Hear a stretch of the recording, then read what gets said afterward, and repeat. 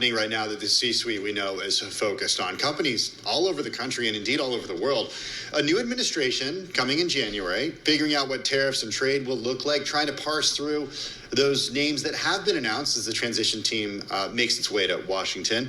We talked a lot about that last week. Perhaps, though, about ESG and sustainability initiatives for companies, how those look under the next administration, especially one that denies climate change even exists. Nina Tretman is a Bloomberg News senior editor who writes the weekly CFO Briefing newsletter. You can sign up for that at bloomberg.com/CFO Briefing. She joins us here in the Bloomberg Business Week studio. We're also joined right now by Deanna Strable, the CEO and formerly CFO of Principal Financial Group. She joins us from Iowa. Nina, I want to start with you and just get an understanding from you about how you're thinking about the CFO Briefing newsletter this week ahead of COP. Yeah, thank you very much for having me. One thing that we'll look at in the upcoming edition is specifically this: how do companies navigate this? That we have COP29, which is going on in Azerbaijan. We also have the new administration getting ready here in the US, and of course the contrast couldn't be starker. And companies are in the middle ground there, sort of trying to navigate climate change, which increasingly we all feel, and the realities of this new administration. And so we are speaking to CFOs about this in the new upcoming edition of the CFO Briefing. We're talking to them about sort of how do they figure out new reporting requirements. There's new regulation taking place in the EU, for example, on that. We're also talking to them about net zero and why those goals are trickier to achieve than you might think. Then also we're talking to them about sustainability financing and the fact that sort of as debt markets around the world have been pretty busy this year, we've also seen an increase in that. Interestingly, the Americas are sort of lagging behind Europe and Asia and Pacific regions there. So, why don't we bring in Deanna? Thanks for joining us again. It was great to talk earlier this week. Could you talk a little bit to us about how Principal is navigating that challenge that I just described earlier? Yeah, thank you so much, and it's great to be with you today. One of the things is I was just announced earlier this week as moving from the CFO position to our CEO-elect position, with that taking over in early 2025. For those of you that don't know, Principal is a global financial services company across retirement, asset management, and workplace benefits. But specifically, you talked about just the time that we're in regarding both just the election and some of the uncertainty around that, as well as the ESG and the sustainability journey.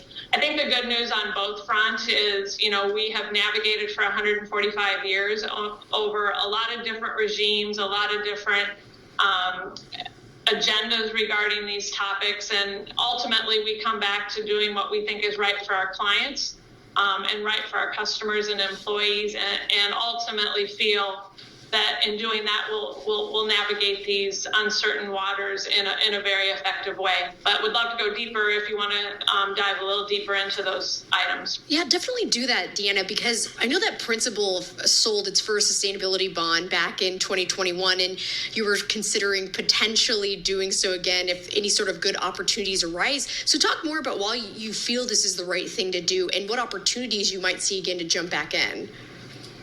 Yeah, we did, as you mentioned, issue our first sustainable bond a few years ago.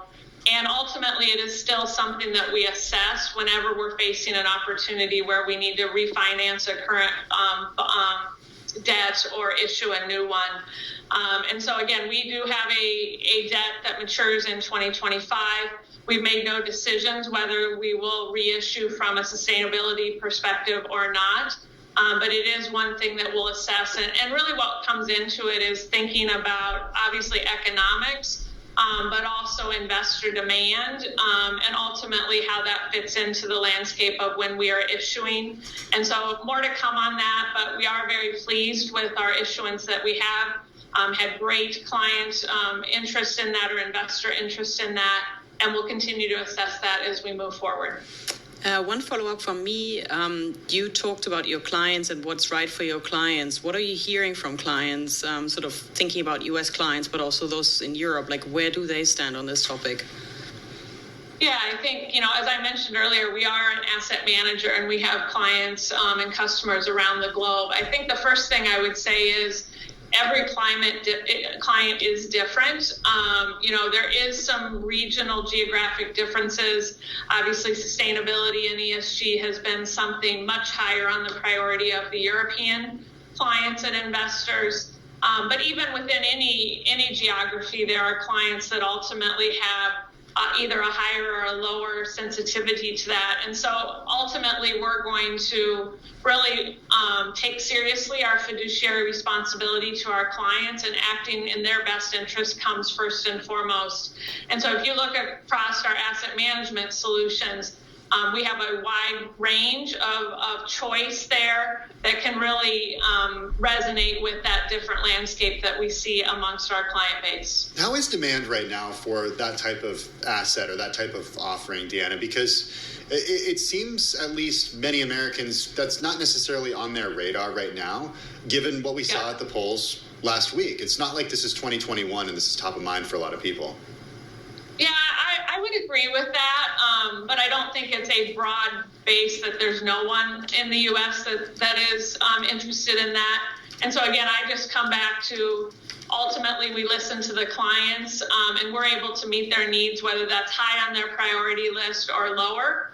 But I do think given I do agree with really the backdrop of what you said, and ultimately it's a much higher interest when we talk to clients outside of the U.S. than I would say it is here in the U.S.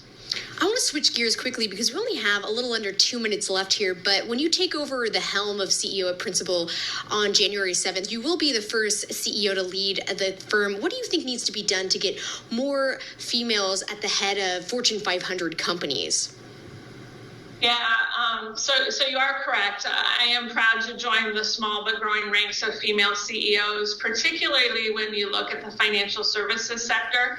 I think if you look at my path, it's been not linear. I'm an actuary by background. Then I spent 20 years actually running P&L leadership. Then I moved to the chief financial officer role. And then ultimately I'll be transitioning into this role in January.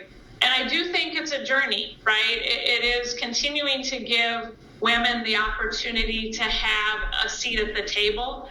Principal has long been a supporter of that. If you look at our board, if you look at our management team, if you look at us 30 years ago, we had a lot of gender diversity. And again, that environment has encouraged others to continue to rise within senior management of the organization. So I think it's giving it opportunities, females finding organizations that support that, and ultimately seeing other people succeed gives others the confidence that they can reach those aspirations as well. Deanna, going to have to leave it there. Deanna Strable, the incoming CEO, formerly CFO of Principal Financial Group, joining us from Iowa. Also here in the studio, Nina Tretman, Bloomberg News senior editor. She writes the CFO Briefing newsletter. Sign up for it at Bloomberg.com/CFO Briefing. A redhead crossing the Bloomberg